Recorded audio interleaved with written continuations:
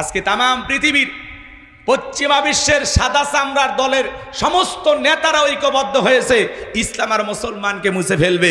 কিন্তু বলেন তো, কাল কিয়ামত পর্যন্ত ইসলাম আর মুসলমানকে মুছে ফেলার ক্ষমতা পৃথিবীর জালেমদের আছে? ইসলাম আছে, থাকবে। তামাম পৃথিবীর জালেমেরা ঐক্যবদ্ধ হয়ে ইসলাম আর মুসলমানকে মুছে ফেলতে পারবে না, কারণ মুসলমানের সাথে আছে কে? আজও তামাম পৃথিবীতে মুসলমানদের উপর নির্যাতন। কাশ্মীরে মুসলমানদেরকে হত্যা করা হয়, চীনের উইঘুরে মুসলমানদের হত্যা করা হয়, আজও গরুর গোশত খাওয়ার অপরাধে অসংখ্য ভারতের মুসলমানদেরকে হত্যা করা হয়। জয় শ্রীরাম স্লোগান না দেওয়ার কারণে মুসলমানদেরকে পিটাইয়া হত্যা করতেছে। কথা বলেন ঠিক কিনা? ইসলামের অবস্থা কি সব সময় ভালো থাকে?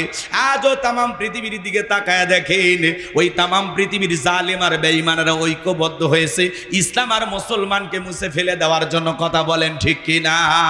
আজও তামাম পৃথিবীর জমিনে যেখানে মুসলমান সেখানে নির্যাতন জুলুম আছে না নাই?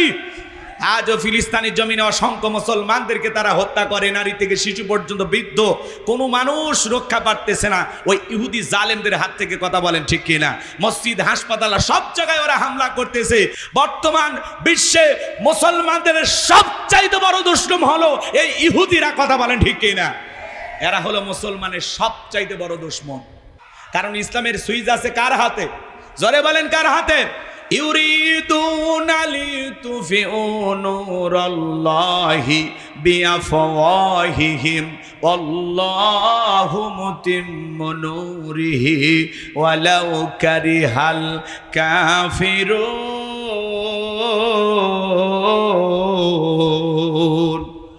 সূরা সাফ আয়াত নাম্বার 8 আমার আল্লাহ রাব্বুল আলামিন জানিয়ে দিলেন, কাফেররা চায় মুখের ফুৎকারে দিনের আলোকে, ইসলামের আলোকে, কোরআনের আলোকে নেভায়া দিতে।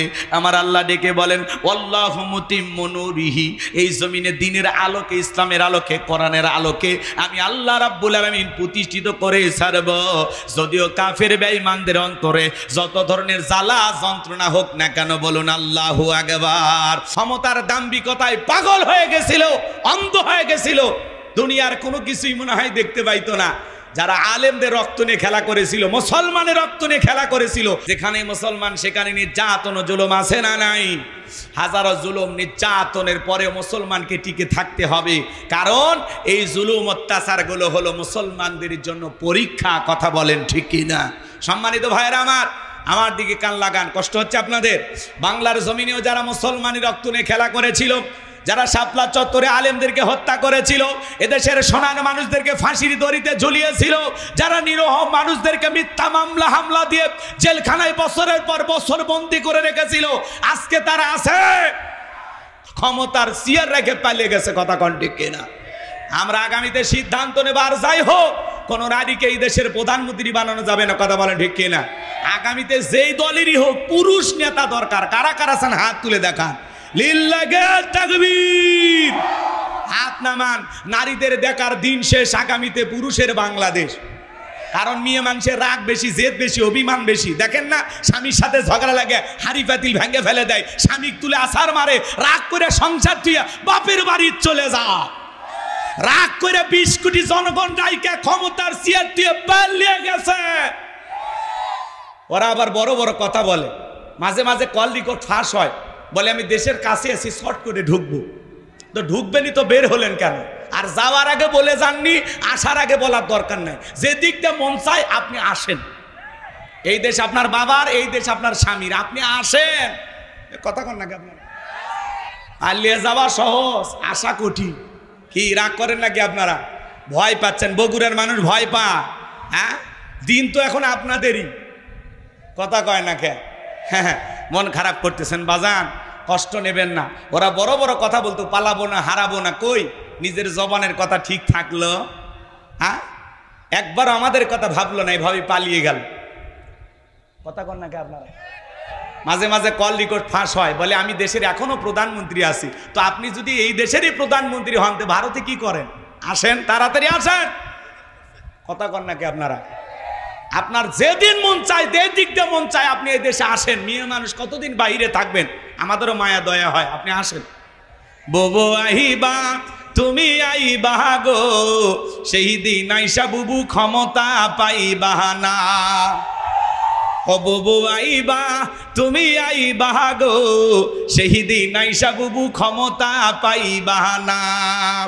খোঁজ নাই বুবু কাদের কাকার, অবস্থা খারাপ দরবেশ বাবার, হাউন আঙ্কেল এখন সামনেও আসে না। খোঁজ নাই বুবু কাদের কাকার, অবস্থা খারাপ দরবেশ বাবার, হাউন আঙ্কেল এখন সামনেও আসে না। নেতা কর্মী সব জেলের ভিতর, আমি আসি ডরের ওপর, কখন জানি আসে গ্রেপ্তারি পরোয়ানা। বুবু আইবা তুমি আইবা গো, সেই দিন আইসা বুবু চিয়ার পাইবা না। ক্ষমতার চেয়ার থেকে নামা সহজ, কিন্তু ওই চেয়ারে ওঠা কঠিন। যত কথাই বলুক আর যত কল রেকর্ড ফাঁস হোক, ভয় পাওয়া যাবে না। কি বলে মেয়ে মানুষের হুমকি ধুমকিতে আর ভয় পেলে চলবে? বিদেশ থেকে হুমকি দিচ্ছে, আপনি একেবারে লুঙ্গি খুলে দৌড়েছেন। অনেকে বলে হুজুর আবার আসবি আবার আসবি, অত সহজ? হ্যাঁ, যারা পালিয়ে যায় ওরা জীবনে ফেরে। কথা কন নাকি আপনারা? রাগ করবেন না আমার ভাইয়েরা, মন খারাপ করবেন না। অনেকে আমাদের ঈশ্বর চাচাকে বলে স্বৈরাচার, বলে না? চাচা ক্ষমতার চেয়ার থেকে পদত্যাগ করে জেলে গেছে, দেশ ছাড়েনি বাপের বেটা। দেশ নেত্রী বেগম খালেদা জিয়া জেল খেটেছেন, অসুস্থ হয়ে দেশে পড়েছিলেন, দেশ ছাড়েনি বাপের বেটি। রাজকীয় ভাবে সম্মান নিয়ে বিদেশে গেছে চিকিৎসা করার জন্য। এটা হলো অরিজিনাল নেত্রী। এইরকম নেতা হওয়া লাগবে যারা জনগণকে বিপদে ফেলে পালিয়ে যায় না। কথা বলেন ঠিক কি না? রাগ করবেন না, মন খারাপ করবেন না। উনিও তো মেয়ে মানুষ, কোনোদিন পালাইলো না, আপনি পালাইলেন কেন? বারবার বলতেন পালাবেন না। আরে এইভাবে পালিয়ে যাওয়ার কারণে এই দেশের মানুষের যে পরিমাণে ক্ষতি হয়েছে, ওই কয়েকদিন লুটপাট দুর্নীতি যা হয়েছে রে ভাই, রাস্তায় ফলের দোকানের আনারস পর্যন্ত মানুষ থইনি। কথা কন ঠিক কিনা? আপনি কেন চলে গেলেন? রাগ করতেছেন আপনারা মনে হয়। মন খারাপ করবেন না আমার ভাইয়েরা, সামনের দিকে যায় বাজান। আমি গুনাহগার যে কথা বলতে চাচ্ছিলাম, ইসলামের অবস্থা সব সময় ভালো থাকে না। নবী আমার ডেকে বলে, বেলাল ইসলামের অবস্থা এখন ভালো না, কালেমা পড়েছো, আপাতত প্রকাশ করা যাবে না। বেলাল ডেকে বলে, নবী গো আমার জীবনের কোনো দাম নাই। আমার মনি বোমাইকে বলেছিলাম উর্দুম্বা ছাগল পেশাব পায়খানা করে দেয়, এই ঘরে থাকতে আমার বড় কষ্ট হয়। ওমায় ডেকে বলে, বেলাল উর্দুম্বা ছাগলের দাম আমার কাছে আছে, কিন্তু তোর মতো কালো হাফসি বেলালের দাম আমার কাছে নাই। জোরে কন্যা উজুবিল্লাহ। নবী গো আপনি শুধু আমাকে দোয়া করে দেন, মৃত্যু পর্যন্ত আমি যেন কালেমার পথে টিকে থাকতে পারি। এই কথা বলে হযরতে বেলাল চলে গেলেন। সম্মানিত ভাইয়েরা আমার, দিল দিয়া কথাগুলো বোঝার চেষ্টা করবেন। পরের দিন সকালবেলা সূর্য উদয় হয়ে গেছে, অনেকটা বেলা হয়ে গেছে, হযরতে বেলাল দরজা খোলে না।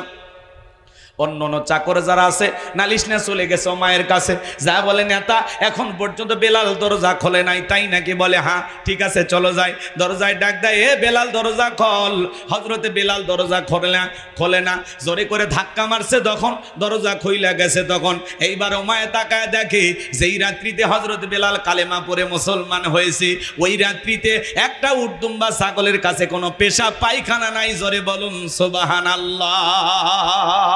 হযরতে বেলাল এই দৃশ্য দেখার পরে ওমায়া ডেকে বলে, চাকরের দল বেলালের বিরুদ্ধে মিথ্যা অভিযোগ দাও। তোমরা যখন ঘুমাচ্ছিলে বেলাল তখন ময়লা আবর্জনা পরিষ্কার করেছে, যাও যাও নিজেদের কাজ করো। এই কথা বলে ওদেরকে তাড়িয়ে দিলেন। এক পা দুপা করে বেলালের কাছে চলে গেলেন। হযরতে বেলাল চক্ষুটা বন্ধ কইরা দেয়ালে পিঠটা লাগাইয়া জিহ্বা নাড়ায়া জিকিরি করে কার? হযরত বেলালকে পাওয়া মাত্রই হালকা করে ধাক্কা মারছে, যখন জবান দিয়ে কালেমার আওয়াজ বের হয়েছে, তখন শোনা মাত্রই ডেকে বলে, বেলাল তোর জবান দিয়ে কি শুনলাম?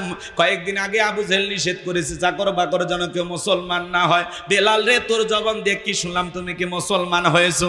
হযরতে বেলাল ডেকে বলে, মুসলমান হয় যারা মিথ্যা কথা বলতে পারে না তারা। ওয়াকুলু কওলান সাদীদা, মুসলমান হবে যারা সত্যবাদী হবে তারা। মুসলমান কখনো মিথ্যাবাদী হতে পারে? আর আমাদের সমাজে দেখেন না, মিথ্যা বলতে বলতে চেহারাটা বেঁকা হয়ে গেছে, এক পা কবরে ঢুকে গেছে, ভরা পেটে মিথ্যা, খালি পেটে মিথ্যা, এত মিথ্যা কথা বলে। মিথ্যা না বলে নাকি ওদের পেটের ভাতই হজম হয় না, এত মিথ্যা কথা বলে। শয়তান পর্যন্ত বলে আমি এত খারাপ না। কথা কম, মিথ্যাবাদী আছে না নাই? বলে হেলিকপ্টারে পানি দিছিলাম, হেলিকপ্টারে যদি পানি দেন ছাদের শিশু মারা গেল কিভাবে? এখন ভিডিও ফুটেজ প্রকাশ হয়েছে, হেলিকপ্টারে পানি নয়, জনগণের বুকে গুলি ছোড়া হয়েছিল। কথা বলেন ঠিক কিনা? মিথ্যাবাদী, মিথ্যাবাদী। এ কথা কোন না? মায়া লাগে, 16 বছরের মায়া এখনো কাটেনি, 10 দিন আয়না ঘরে থাকলে ঠিক হয়ে যাবে। রাগ করতেছেন নাকি আপনারা? বন্ধুগণ আমার গভীর মনোযোগ দিয়ে কথাগুলো শুনবেন। আমি গুনাহগার যে কথা বলতে চাই, বেলাল রেখে বলে গতকাল রাত্রিতে নবীজির হাতে হাত রেখে আমি কালেমা পড়ে মুসলমান হয়েছি, বলুন সুবহানাল্লাহ। এইবার হুমায় ডেকে বলে বেলাল তুমি যদি চাও উর্দুম বা ছাগলের মালিক বানায় দেব, থাকার জন্য ভালো ঘরের ব্যবস্থা করে দেব। বেলাল রে এখনো সময় আছে, আব্দুল্লাহর বেটা মুহাম্মদ সাল্লাল্লাহু আলাইহি সাল্লামের ধর্ম ত্যাগ করে আবারও বাপ দাদার ধর্মে ফিরে আসো। হযরতে বেলাল ডেকে বলে উমাইয়া দুনিয়ার কোন পার্থিব সম্পদের বিনিময়ে বেলাল তার ঈমান বিক্রি করবে না। এই কথা শোনার পরে উমাইয়া ডেকে বলে বেলাল আমার কথা না শুনলে বড় নেতা আবু জেলকে খবর দিব। হযরতে বেলাল ডেকে বলে কোন বড় নেতা ছোট নেতা কাউকে গোনার টাইম নাই, আমি দুনিয়ার কোন আবু জেলকে ভয় করি না, আমি ভয় করি আমার আল্লাহকে। আমার ভাইয়েরা এই বাহার ওমায় চলে গেল আবু জেলের বাড়িতে, যা বললেন তার সংবাদ খুব খারাপ, আমার বাড়ি কৃতদাস বেলাল কালেমা পড়ে মুসলমান হয়েছে, তাই নাকি? বলে হ্যাঁ ঠিক আছে যাও আমি আসতেছি। আবু জেলের বাড়িতে কিছু সাঙ্গপাঙ্গ ক্যাডার মাস্তান ছিল, যাদের কাজই হলো মুসলমানদের উপর নির্যাতন জুলুম চালানো। আজও তাম পৃথিবীর দিকে তাকায় দেখবেন জালেমদের বিশেষ একটা বাহিনী থাকে, যাদের কাজই হলো টুপিওয়ালা দাড়িওয়ালা আলেমদের উপরে নির্যাতন জুলুম চালানো, মুসলমানদের উপরে নির্যাতন জুলুম চালানো। কথা বলেন ঠিক কিনা? ওরা টার্গেট করতো আলেমদেরকে। কথা বলেন না কেন? মন খারাপ করবেন না বাজান। আবু জেল কিন্তু এদিক খেয়াল করেন, আবু জেল কত বড় বদমাইশ ছিল জানেন? গভীর মনোযোগ দিয়ে কথাগুলো শুনবেন। হযরতে আম্মার রাদিয়াল্লাহু তাআলা আনহু তার মাকে নিয়ে রাস্তা দিয়ে হেঁটে যাচ্ছেন, আবু জেলের সাথে দেখা হয়ে গেল। আবু জেল ডেকে বলে আম্মার রে শুনলাম তোমরা নাকি মুসলমান হয়েছো। হযরতে আম্মার রাদিয়াল্লাহু তাআলা আনহু বয়স তখন 18 থেকে 22 বছর হবে। আবু জেল ডেকে বলে আম্মার শুনলাম তোমরা নাকি মুসলমান হয়েছো। হযরতে আম্মার রাদিয়াল্লাহু তাআলা ডেকে বলেন হ্যাঁ আমরা মুসলমান হয়েছি। আবু জেল ডেকে বলে আম্মার তুমি কি জানো এর পরিণতি কত ভয়ঙ্কর হতে পারে?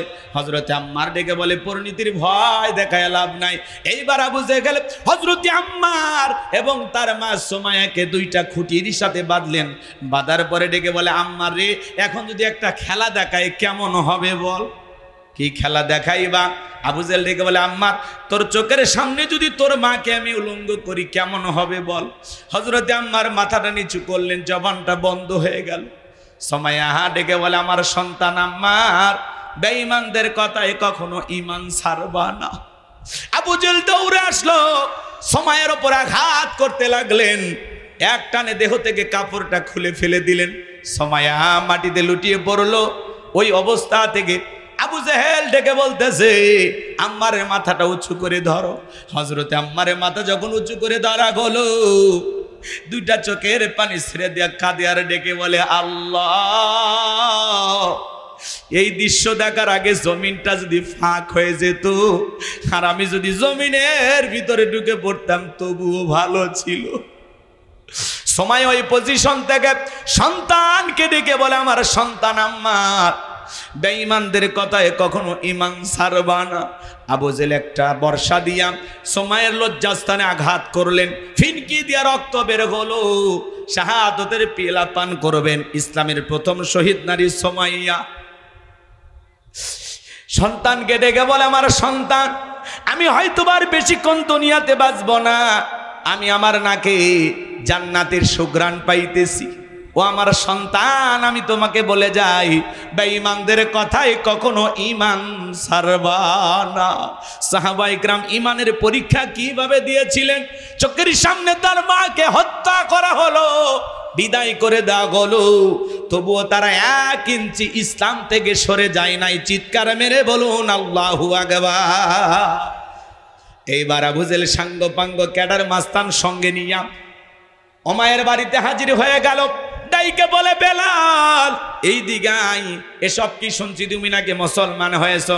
হযরতে বেলাল ডেকে বলে হ্যাঁ, যা শুনেছেন সত্য, আমি নবী মুহাম্মদ সাল্লাল্লাহু আলাইহি সাল্লামের হাতে হাত রেখে কালেমা পড়ে মুসলমান হয়েছি। আবু জেহেল ডেকে বলে বেলাল আমি তোরে পার্সোনাল ভাবে মহব্বত করি, তোর উপর একটা বিশেষ ভালোবাসা আমার কাজ করে। বেলাল রে, তুমি যদি চাও উর্দম বা ছাগলের মালিক বানায়া দেব, থাকার জন্য ভালো ঘরের ব্যবস্থা করে দেব, ব্যবসা বাণিজ্য যদি করতে চাও দিরহাম টাকা পয়সা যা লাগে দেব। ও বেলাল, তুমি মুখ ফুটা চাইতে দেরি, তোমার চাহিদাটা পূরণ করতে আমরা দেরি করব না। হযরতে বেলাল ডেকে বলে আবু জেহেল রে, দুনিয়ার সব সম্পদ যদি আমি বেলালকে দিতে চাও, দুনিয়ার সব সম্পদ ছাড়তে রাজি, বিশ্ব নবীর কালেমা ছাড়তে রাজি নাই। বলুন সুবহানাল্লাহ।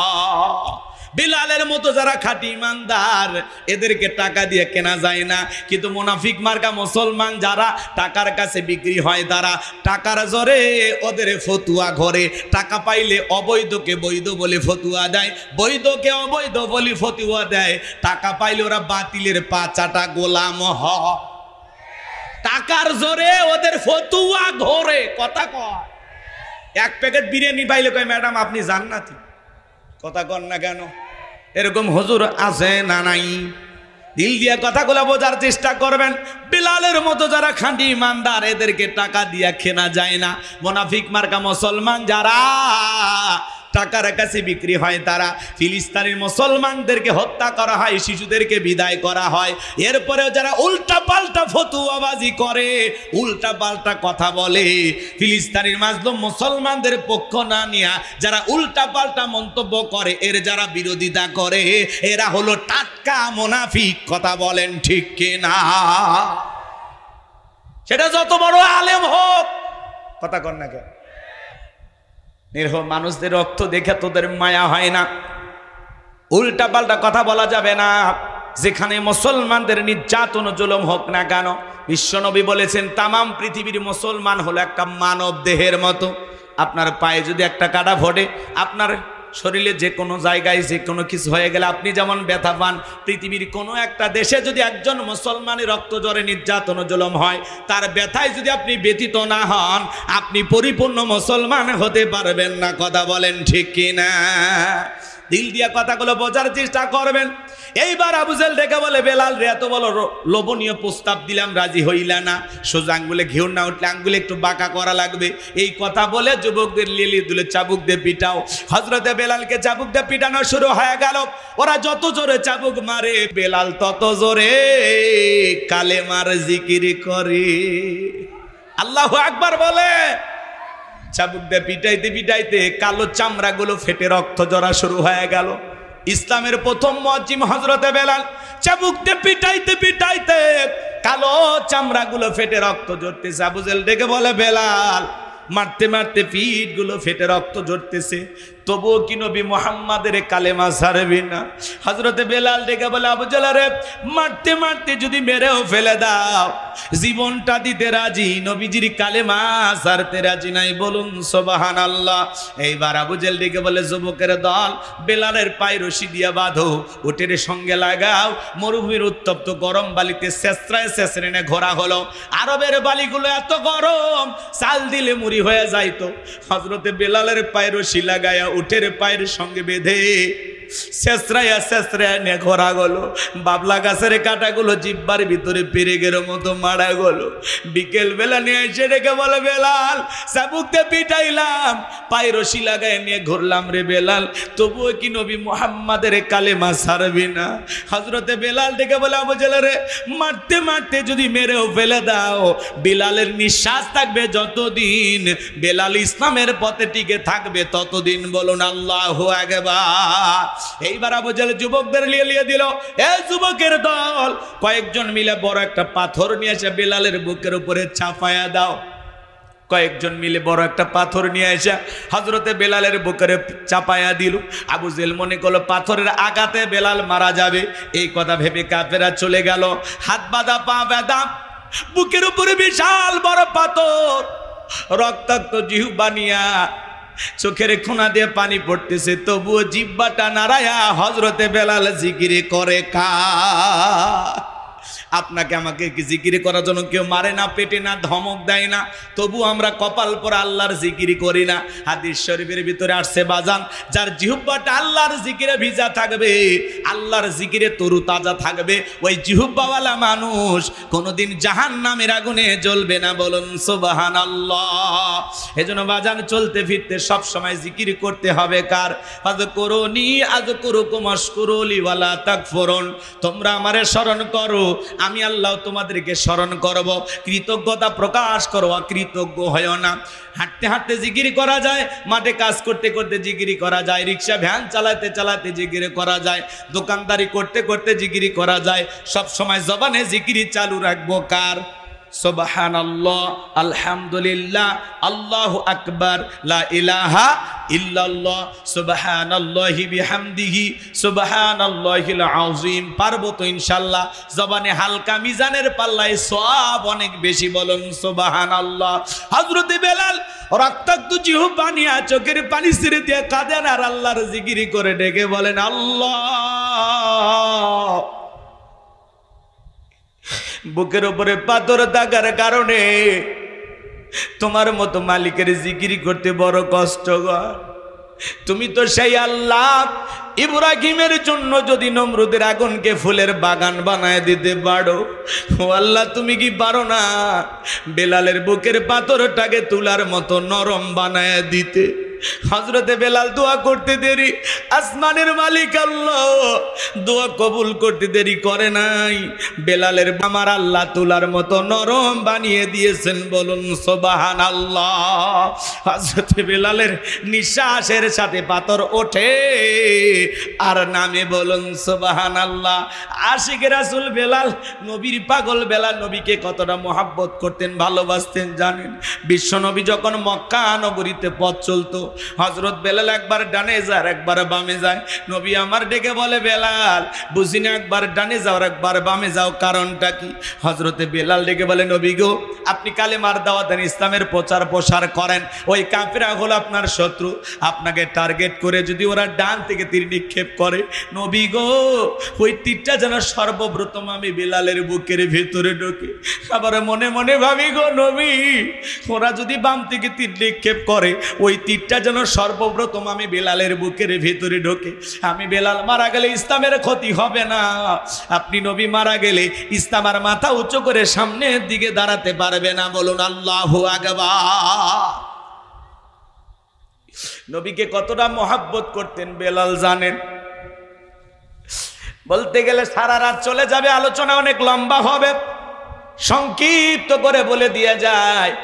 আমি যে কথা বলতে চাচ্ছিলাম, দিল দিয়া কথাগুলো শোনার চেষ্টা করেন। হযরতে বেলালের ওপর নির্যাতন জুলুমের কথা যখন বিশ্ব নবীর কান পর্যন্ত পৌঁছে গেল, নবী আমার ডেকে বলে, আবু বকর, বেলালের কষ্টের কথা আমার আর সহ্য হয় না, যাও যাও তুমি আমার বেলালের জন্য একটা কিছু করো। হযরতে আবু বকর সিদ্দিক রাদিয়াল্লাহু তাআলা আনহু কয়েক গুণ দাম বেশি দিয়া গোলামের জীবন থেকে হযরত বেলালকে আজাদ করলেন, মুক্ত করলেন। বলুন সুবহানাল্লাহ। হযরতে আবু বকর সিদ্দিক রাদিয়াল্লাহু তাআলা আনহু কেমন মানুষ ছিলেন জানেন? ইসলামের জন্য 13টা দোকান বিক্রি করে দিয়েছিলেন। বলুন সুবহানাল্লাহ। কয়টা দোকান? জোরে বলেন। 13টা দোকান ইসলামের জন্য বিক্রি করে সব ইসলামের পথে ব্যয় করেছেন। সুবহানাল্লাহ। আর আমরা 13টা 26টা বানাবো, 13টা বিক্রি করব? কথা কর না কেমন? হযরতে বেলাল আজাদ হয়ে গেলেন, মুক্ত হয়ে গেলেন।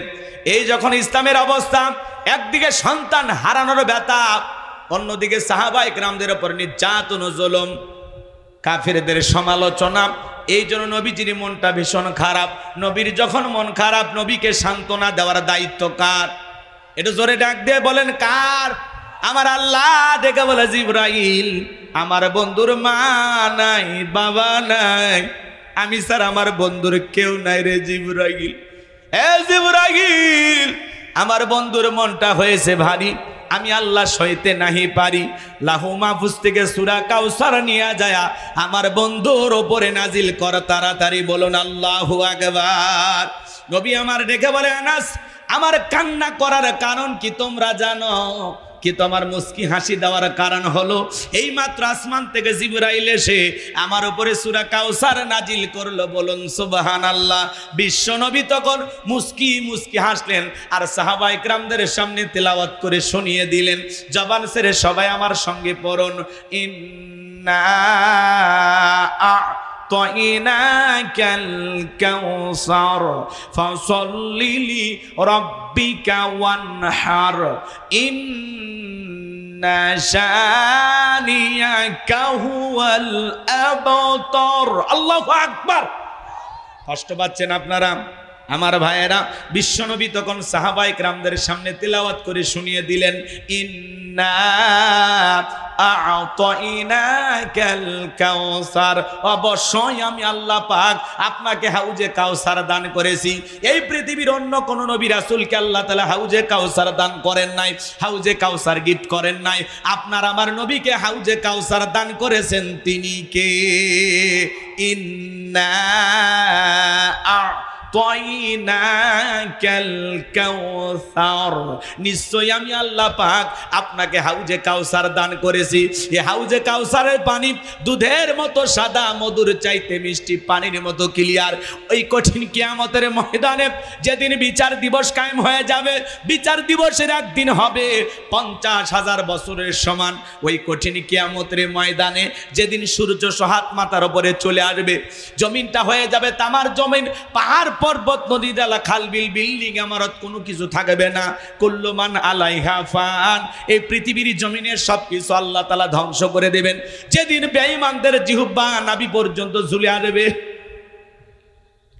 ওই কঠিন কিয়ামতের ময়দানে যেদিন মা বাবা তার সন্তানের পরিচয় দেবে না, ভাই ভাইয়ের পরিচয় দেবে না। ইয়াউমা ইয়াফিরুল মারউ মিন আখি ওয়া উম্মিহি ওয়া আবি ওয়া সাহিবাতিহি ওয়া বানি, যেদিন ভাই ভাইয়ের কাছ থেকে পালিয়ে যাবে, মাতা পিতা তার সন্তানদের কাছ থেকে পালিয়ে যাবে, স্ত্রী স্বামীর কাছ থেকে পালিয়ে যাবে, সন্তানেরা মা বাবার কাছ থেকে পালিয়ে যাবে। যেদিন কেউ কারো উপকারে আসবে না, ওই কঠিন কিয়ামতের ময়দানে আল্লাহর আরশের ছায়া ছাড়া আর কোনো ছায়া থাকবে না। ওই ছায়ার ভিতরে আল্লাহ তাআলা 7 শ্রেণীর মানুষকে ছায়া দান করবেন। ওটা হলো কিয়ামতের ময়দানে আল্লাহ তৈরি করা ভিআইপি গ্যালারি। বলুন সুবহানাল্লাহ। একটু জোরে কর না সুবহানাল্লাহ। ওই কিয়ামতের ময়দানে মানুষ উলঙ্গ হয়ে উঠবে। এই কথা শোনার পরে আম্মা জান আয়েশা ডেকে বলে, নবী, সেদিন মানুষ যদি উলঙ্গ হয়ে ওঠে আমার কি লজ্জা করবে না? নবী গো, মানুষের কি লজ্জা করবে না? আল্লাহর হাবিব বলে, ও আয়েশা, কিয়ামতের ময়দানে মানুষ এতটা অস্থির হবে, এতটা অস্থির হবে, কেউ কারো দিকে তাকানোর সময় পাবে না। একজন যারা জনের দিকে তাকাবে সেই সুযোগ তার হবে না। আল্লাহু আকবার। তাহলে কিয়ামতের কঠিন দিন কতটা ভয়ঙ্কর হবে। কষ্ট হচ্ছে আপনাদের? মন খারাপ করতেছেন আমার কথায়? ওই কিয়ামতের ময়দানে মানুষ পানি পানি বলে চিৎকার মারবে, দলে দলে মানুষ বিশ্ব নবীর দিকে রওনা করবেন। আমার ভাইয়েরা, কিছু মানুষের সামনে আল্লাহ রাব্বুল আলামিন পর্দার আবরণ তৈরি করে দিবেন। নবী তখন ডেকে বলবেন, আল্লাহ, আমি আমার উম্মতদের সংখ্যা অনেক বেশি দেখতে পাইলাম, কেন জানি সংখ্যাটা কমে গেল, বুঝতে পারলাম না। আল্লাহ তখন ডেকে বলে, বন্ধু, পাইকারি দরে আপনি সবাইকে হাউজে কাউসারে পানি পান করাইতে পারবেন না। দুনিয়ার জীবনে 2টি অপরাধ করেছিল যারা, আপনার হাতে হাউজে কাউসারের পানি পাবে না তারা। জোরে বলেন, কয়টি অপরাধ? ও বগুড়ার মুসলমান, কি সেই 2টি অপরাধ জানার দরকার আছে না নাই? কারা কারা শুনবেন একটু হাত তুলে দেখান তো দেখে। লিল্লাহে তাকবীর। একটু জোরে তাকবীর না, লিল্লাহে তাকবীর। হাত নামান। পিছনের ভাইয়ের একটু আওয়াজ দিতে চায় না, ওরা মনে হয় রোজা আছে নাকি। ভাই, আপনারা রোজা আছেন?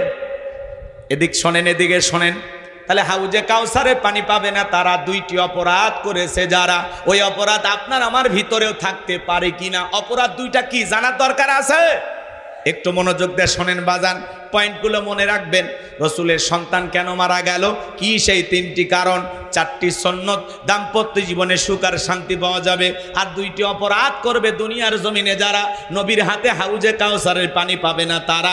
এই বিষয়গুলো একটু জানার দরকার আছে না নাই? একটু মনোযোগ দিয়ে শোনেন, আমি গুনাহগার যে কথা বলতে চাচ্ছিলাম।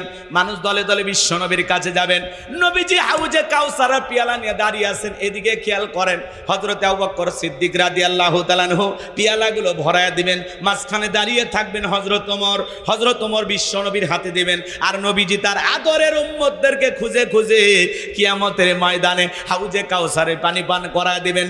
নবীজির হাতে এক পেয়ালা হাউজে কাউসারের পানি যদি পান করতে পারেন, জান্নাতে ঢোকা পর্যন্ত আপনার আর তৃষ্ণা লাগবে না, তৃষ্ণা মিটে যাবে। বলুন সুবহানাল্লাহ। কিয়ামতের ময়দানে কারা কারা নবীজির হাতে হাউজে কাউসারের পানি পান করতে চান? দুইটা হাত তুলে আমার আল্লাহকে দেখান। আল্লাহ আমাদের সবাইকে কিয়ামতের ময়দানে নবীজির হাতে হাউজে কাউসারের পানি পান করা তৌফিক দান করুন। জোরে বলুন আমিন। আর একটু জোরে বলুন আমিন। আরো একবার বলেন আমিন। আল্লাহ আমাদের সবাইকে নবীজির হাতে হাউজে কাউসারের পানি পান করার তৌফিক দান করুন। সেই তালিকায় আমাদের নামগুলো আল্লাহ লিখে নেন। জোরে কোন আমিন। হাত নামান, হাত নামান। আমার ভাইয়েরা, পানি চাইলেই তো পাওয়া যাবে না। এদিকে খেয়াল করেন, নবীজির হাতে এক পেয়ালা হাউজে কাউসারের পানি যদি পান করতে পারেন, জান্নাতে ঢোকা পর্যন্ত আপনার তৃষ্ণা লাগবে না। কিয়ামতের ময়দানে নবীজি হাউজে কাউসারের পেয়ালা নিয়ে দাঁড়িয়ে আছেন, নবীকে দেখাও হবে, নবীজির হাতে হাউজে কাউসারের পানিও পান করা হবে। আল্লাহর হাবিবের হাতে হাউজে কাউসারের পানি আর আল্লাহর আরশের নিচে ছায়া যদি ভাগ্যে জুটে যায়, এই মানুষের আর কোনো টেনশন নাই, সেই মানুষটা হবে জান্নাতি। বলুন সুবহানাল্লাহ। এখন পানি চাইলেই পাওয়া যাবে, কাজ করতে হবে না। কথা বলেন না কেন? আমি আপনাদের এলাকায় আসলাম, ধরেন আসার পরে একটা ছেলের হাতে কিছু চকলেট দিলাম, দিয়ে বললাম ভাতিজা আমার জন্য এক বোতল পানি আনো তো, আমি একটু উজু বানাবো। ওই ছেলেটা চকলেট পায়ে মারছে দৌড়, মাঝখানে আসার খাইয়ে পড়ে গেছে, হাঁটু ছিলে গেছে, রক্ত বের হয়ে গেছে। তারপরে চকলেট থাকার কারণে বদনা টেনে উঠে দাঁড়াইছে। এরপরে বদনা ভরে পানি নিয়ে আমার সামনে হাজির। আমি তখন বললাম, বাবা এই পানি টানতে গিয়ে তোমার কষ্ট হয়েছে, মাঝখানে আসার খাইয়ে পড়ে গেছে, হাঁটুটা ছিলে গেছে, ব্যথাও পাইছে, রক্ত বের হয়েছে। ওই ছেলেটার হাতে চকলেট থাকার কারণে ও বলতেছে, আমি এরকম কত পড়ে যায়, আমার কিছুই হয় না। কথা বলেন না কেন? ওই চকলেটের খুশির কারণে ব্যথাকে ব্যথা মনে হচ্ছে না, রক্ত বের হয়ে গেছে তাও কষ্ট লাগতেছে না। কিয়ামতের ময়দানে নবীজির হাতে হাউজে কাউসারের পানি যদি পান করতে পারেন, কিয়ামতের কঠিন দিন আপনার কাছে কঠিন মনে হবে না, আল্লাহ সহজ করে দেবে। একটু জোরে কর না সুবহানাল্লাহ। এখন পানি চাইলেই কি পাওয়া যাবে না? একটু আমল করা লাগবে। ঠান্ডা পানিতে ওযু বানায় নামাজ আদায় করা লাগবে। হঠাৎ করে কেউ যদি নামাজ ধরে, পুরাতন মুসল্লি যারা থাকে, এই নতুন মুসল্লিকে দেখে তারা ঠাট্টা বিদ্রুপ করে। হ্যাঁ, সূর্য আজ কোন দিক উঠছে, উত্তর পাড়ার বাদশা দিকে মসজিদে নামাজ পড়বি না 2 দিন পরে আবার সাইডে দিবি, এরকম ঠাট্টা বিদ্রুপ করে কিনা? হ্যাঁ মুরব্বি চাচা, মুরব্বি চাচা সাবধান, আপনি তো দাওয়াত দিয়ে 5 জনকে মসজিদে আনতে পারেন না। একজন হঠাৎ করে নামাজ ধরেছে, পরিবর্তন হয়েছে, সেই লোকটাকে দেখে ঠাট্টা বিদ্রুপ করতেছেন। ও যদি রাগ করে আগামীকাল থেকে মসজিদে না আসে, আল্লাহর কাছে কি জবাব দেবেন? এই কথা বলেন না কেন? আপনার উচিত বলা যে ভাতিজা তুমি মসজিদে আসছো দেখে দিলটা ভরে গেছে, আল্লাহর কাছে দোয়া করি আল্লাহ যেন মৃত্যু পর্যন্ত তোমাকে সে মসজিদে সিজদা দেওয়ার তৌফিক দান করেন। আপনি দোয়া করেন, আসরের নামাজ পড়ে বাজারে যা এক কাপ চা খাওয়ান, ভালোবেসে বুকে টানেন, ঘৃণা ছড়ানো যাবে। কথা বলেন না কেন? হ্যাঁ, পুরাতন মুসল্লিদের একটু ভাব থাকে, নতুন 2-1টা নামাজি দেখলে হ্যাঁ রে, হঠাৎ করে জাহিদুল ভাই কেমন নামাজ ধরছে। কথা কন না কেন? আমাদের জাহিদুল ভাই আসছে, আল্লাহ কবুল করেন। জোরে কন আমিন। আমার ভাগিনা শেখ আবি ইউসুফ ভাই আসছে, শাহিন ভাই বসে আছেন, অনেক নামি দামি মানুষ এই জায়গায় উপস্থিত, আল্লাহ কবুল করেন। জোরে বলেন আমিন। লিল্লাহি তাকবীর। কষ্ট হচ্ছে আপনাদের? কষ্ট হচ্ছে? আমার কথায় বিরক্ত হচ্ছেন? তাহলে এদিক খেয়াল করেন, কেউ যদি মসজিদে আসে ঠাট্টা বিদ্রুপ করা যাবে? হঠাৎ করে একটা মানুষকে যদি আল্লাহ হেদায়েত দান করে, আপনার সমস্যা কি? ও 2 দিন নামাজ পড়ুক আর 2 উক্ত পড়ুক, আপনার সমস্যা আছে? দেখি তো তোর নামাজ কয় দিন থাকে। ও মানে মসজিদের সিসি ক্যামেরা, কে আসে কে যায় খবর রাখে। কথা কন ঠিক কিনা? যুবক বয়সে একটু দাড়ি রাখতে, ওইটা নিয়েও সমালোচনা। এই বয়সে দাড়ি রাখলি, কথা কন না কেন? যুবক বয়সে দাড়ি রেখে বউ নিয়ে ঘুরতে গেছে, কয় ভাবি আসসালামু আলাইকুম, সাথে চাচার খবর কি? বাড়িতে এসে বউ রাগ করে, তোমার সাথে বাহিরে যাওয়া যায় না কেন? কয় আমারটাকে ভাবি আর তোমারটাকে চাচা। যেই বউ নবীর সুন্নত দাড়িকে মহাব্বত করে না, ওই বউ আপনাকে 100% ভালোবাসা দিতে পারে না। কথা বলেন ঠিক কি না? এই দাড়ির ভিতরে আছে কার প্রেম? মদিনাওয়ালার প্রেম। কথা বলেন ঠিক কি না? পৃথিবীর সকল নবীদের মুখে দাড়ি ছিল। কথা বলেন ঠিক কি না? রাগ করেন, রাগ করেন। দাড়ি হলো পুরুষের সৌন্দর্য। মহিলার মুখেও দাড়ি নেই, পুরুষের মুখেও দাড়ি নেই। কথা কর না কেন? এজন্য দাড়ি রাখবেন। ব্লেড লাগানেন, একটু কষ্ট হয় না? এই যে কাটেন, একটু কষ্ট হয় না? নবীকে মহাব্বত করবেন, ভালোবাসবেন। এ যুবক, দাড়িটা রাইখে দাও সোনা, কাইটো না, কাইটো না, দাড়িটা রাইখে দাও। দাড়ি এমন একটা সুন্নত, তাহা 24টা ঘন্টা লাগে থাকে, খোলা যায়। এই যে আপনি আমি পথ চলি, আল্লাহ না করুক আপনি বগুড়া থেকে ঢাকায় যাচ্ছেন হানিফ গাড়িতে চড়ে, পথের মধ্যে বাস দুর্ঘটনা, আপনি মারা গেছেন, মুখে দাড়িও নাই, পকেটে টুপিও নাই। কি নাই? মুখে দাড়িও নাই, পকেটে টুপিও নাই। আল্লাহ না করুক আপনি মারা গেছেন, তখন আমি মুসলমান না অমুসলমান বোঝার উপায়টা কি? তখন মানুষ মরার পরে কাপড় খুলে দেখবি মাথা কাটান আছে নাই। কথা কন্যা রাগ করতেছেন আপনারা? এই জন্য যদি মুখে দাড়ি থাকে দেখে বুঝে নেবে মুসলমান, টুপি থাকলে দেখে বুঝে নেবে মুসলমান। আপনার টুপিও থাকে না, মুখে দাড়িও নাই, মরার পরে মানুষ ইজ্জতটা খুলে দেখবে। কথা বলেন ঠিক কিনা? এজন্য মুসলমান হিসাবে হয় দাড়ি না হয় টুপি, দুইটার একটা নিয়ে ঘুরবেন। এই যে অনেক মুসলমান মাহফিলে আসছেন মাথায় টুপি নাই, আমার সাথে চলেন, ময়মনসিংহে চলেন, শেরপুর, জামালপুর, নোয়াখালী, ফেনী, কুমিল্লাতে চলেন। ওই এলাকার মানুষ দেখবেন এমনভাবে মাহফিলে আসে মনে হয় ঈদের নামাজ পড়ার জন্য যাচ্ছে অথবা জুমার নামাজ পড়ার জন্য যাচ্ছে। কি সুন্দর সাইজা গুইজা, মাথায় টুপি দিয়া, কি সুন্দর জান্নাতি পরিবেশ, দেখাই ভালো লাগে। কোন সুবহানাল্লাহ। এরকম শ্রোতা হওয়ার দরকার আছে না? নাই। এখন যদি শ্রোতা হয় ওইরকম যে বিড়ি একটা খাইলো, মাঝখানে টান দিয়ে এসে বসলো, আবার একটু বিড়ির পিনি করছে, উঠে যা আবার একটা টান দিল, বাড়ি চলে গেল। অটো নিয়ে আসছে, ওর শুনতে যাওয়ার বেলায় করছে না বৈশাখের গান দে। কথা কয় না কে? এরকম মুসলমানও আছে না? নাই। তবে বগুড়ায় নাই, কিন্তু বগুড়ায় নাই, এগুলো অন্য জেলায় আছে। বগুড়ার মানুষ আল্লাহর ওলি।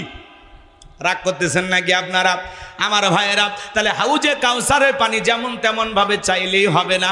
হাউজে কাউসারের পানি পান করতে গেলে কাজ করতে হবে দুইটি। জোরে বলেন কয়টি? নবীর উম্মত হিসাবে কারা কারা সেই দুইটি কাজ করবেন? দুই হাত তুলে দেখান। কাজ করবেন তো ইনশাআল্লাহ? হাত নামান। কাজ করতে হবে কয়টি? আরো জোরে। আল্লাহ তাআলা সেটা 2 নম্বর আয়াতে জানিয়ে দিয়েছেন। আমি কি ওয়াজ করব না দোয়া করব? কি বলেন? ওয়াজ কি চলবে? চলবে। শুনবেন তো ইনশাআল্লাহ? আল্লাহ রাব্বুল আলামিন বলেন ফাসাল্লিলি রাব্বিকা ওয়ানহার। বলেন বলেন, ফাসাল্লিলি রাব্বিকা ওয়ানহার। 1 নাম্বার হলো রবের উদ্দেশ্যে সালাত আদায় করা লাগবে। নামাজ হবে একমাত্র কার জন্য? قل إن صلاتي ونسكي ومحياي ومماتي لله رب العالمين। সূরা আনআম আয়াত নাম্বার 162। আল্লাহ রাব্বুল আলামিন জানিয়ে দিলেন, নবীজি আপনি বলুন আমার নামাজ, আমার কোরবানি, আমার জীবন, আমার মরণ লিল্লাহি রাব্বিল আলামিন, আসমান জমিনের প্রতিপালকের জন্য। তাহলে মুমিন জীবনের সব ইবাদত হবে একমাত্র আল্লাহ তাআলাকে রাজি খুশি করার জন্য। কথা বলেন ঠিক কি না? ফাসল্লি রব্বিকা, রবের উদ্দেশ্যে সালাত। যেমন তেমন ভাবে নামাজ পড়লে হবে না। নামাজ পড়া লাগবে একমাত্র আল্লাহ তাআলাকে রাজি খুশি করার জন্য, রবের সন্তুষ্টি অর্জনের আশায়। কথা বলেন ঠিক কিনা? নামাজ যদি নামাজের মতো আদায় করেন, আমার আল্লাহ রাব্বুল আলামিন বলেন ফাল্লিয়াবুদু রাব্ব হাযাল বাইত আল্লাযী আত'আমাহুম মিন জু' ওয়া আমানাহুম মিন খাউফ। আরেকটু জোরে বলেন আল্লাহু আকবার। আমার আল্লাহ রাব্বুল আলামিন বলেন এই ঘরের মালিকের ইবাদত করো। ইবাদত যদি ইবাদতের মতো হয়, বান্দার নামাজ যদি নামাজের মতো হয়, যে বান্দা 5 ওয়াক্ত সালাতে মাথা নত করে আমি আল্লাহকে সিজদা দিতে পারে, বান্দারে তোর নামাজ যদি নামাজের মতো হয়, রুকু সিজদা যদি সঠিকভাবে করতে পারো, আমি আল্লাহ রাব্বুল আলামিন তোমাকে 2টা জিনিস দেব।